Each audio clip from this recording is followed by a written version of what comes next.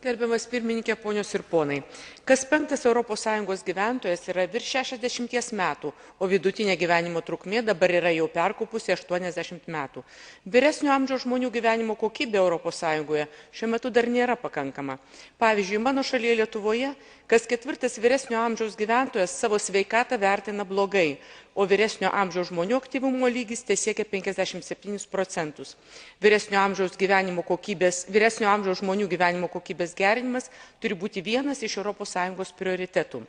Komisijos pasiūlyta mokslinių tyrimų ir technologinės plėtros programa yra svarbus žingsnis reaguoti į su amžiumi dažnėjančius atminties, klausos sutrikimus, mažesnį judumą ir savarankiškumą.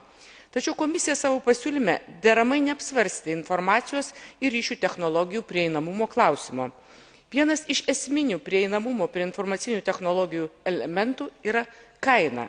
Pagyvenusių žmonių pagrindinės pajamos yra pensijos, kurios ypač naujose valstybėse yra mažos. Todėl svarbu, kad informacijos ir ryšių technologijos produktų kaina būtų prieinama kiekvienam ES piliečiui. Kitas svarbus prieinamumo elementas yra technologijų naudojimosi lengvumas. ES mastu internetu naudojasi tik 18% 65–74 metų amžiaus gyventojų, lyginant su 60% bendrų naudotojų lygių. 60% bendrų naudotojų lygių. Tad būtina užtikrinti, kad informacijos ir ryšių technologijos produktai būtų lengvai naudojami. Ačiū.